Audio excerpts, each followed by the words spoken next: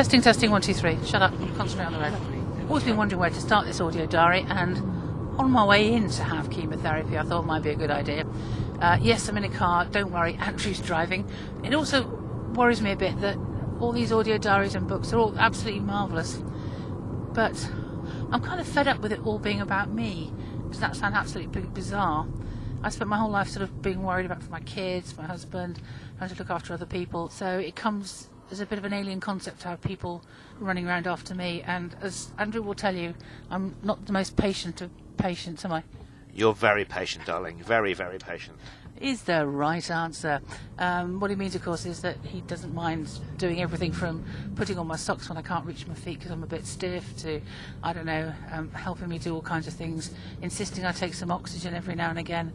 But it always strikes me that the people who love the person who's going through the cancer are quite often the last ones on the list when it comes to making sure they're all right, because it must be awful to see someone you love going through what can be a bit of a trial every now and again, to know that they're desperately ill, and to know that short of suddenly becoming a cancer doctor and finding a cure for cancer, there is very little you can do other than kind of be there and hold their hand, or in my case the oxygen pipe. Well, let's stop this being about me for a moment. Let's forget the fact that I'm going in for chemotherapy and I'm absolutely dreading it.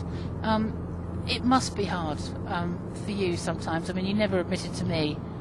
It isn't hard, actually, because it's for somebody you love and love very much. So there's nothing I wouldn't do, including speaking on the microphone while I'm driving you into your first chemo session. It's funny how our relationship actually is kept pretty real. I mean, we've obviously tried to drop a lot of the everyday sort of petty irritations and things, but on the whole, you know, we've behaved just like a normal couple, rather than the sickly sweet, oh my god, okay, I think I might be dying, oh let's do that big romantic trip somewhere. Real life has to go on. The thing is, we still have to eat, the children still have to go to school, we still have to earn money, so basically we've got to just try and keep it real. I wouldn't necessarily agree that we managed to keep all of the bickering apart, but that's life, that's real life, and but the one thing we want that cancer to do is basically take away the time we have and turn it into something not real. You have to try and tame it on whatever level you can do that. And if you let it take over your life and you just end up sitting in the corner having a good cry, well, that happens occasionally, but you just can't let it do it every day. The temptation is always there to sit there, to start drinking some wine and never stop. But, then what does that achieve, really? Nothing. Everybody has their own way of dealing with it. There isn't a right or wrong way. But for us, and in our own particular circumstance, then we just always decided to get on with it. That's the kind of characters we both are. So many times people say to me, oh, you're so brave dealing with it, or you're fighting it. Well, actually, no, most of the time, if you want the absolutely honest truth, most of the time I completely forget about it. I'm very good at adapting, so yes, my physical world, in a sense, has got smaller, because there are things I can't do now that I could do 6 months, a year ago. I can't go out for a walk anymore. I'm hoping that the chemo is going to fix my breathing so that I can go for a walk. But at the moment, if I need to go around my local supermarket, I'm afraid it's a wheelchair.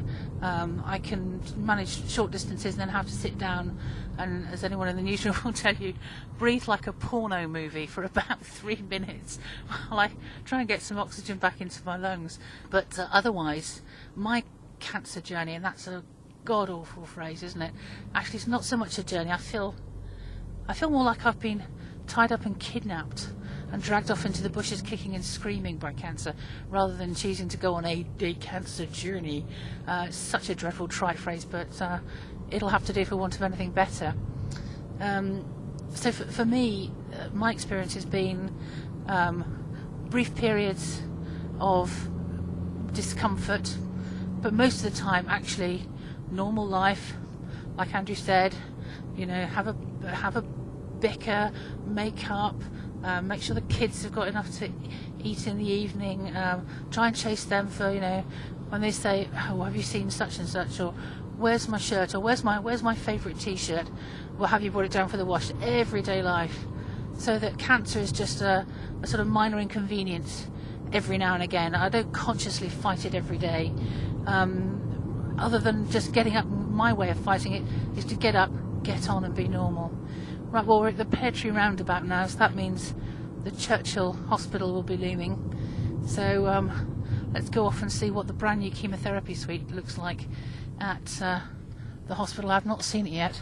Oh, Oxford traffic first thing in the morning is absolutely wonderful, isn't it? And also I've got to have a PICC line put in, which I think is the bit that I'm really not looking forward to. I'll explain more a little bit later on, but it does involve needles and jamming things up into my vein, and they say that they've got plenty of local anaesthetic, but a hospital's idea of glass of red wine wouldn't go. a hospital's idea of the patient feeling no pain is quite often a very, very different experience from actually feeling no pain. Right, okay, we'll see you at the Churchill in a moment.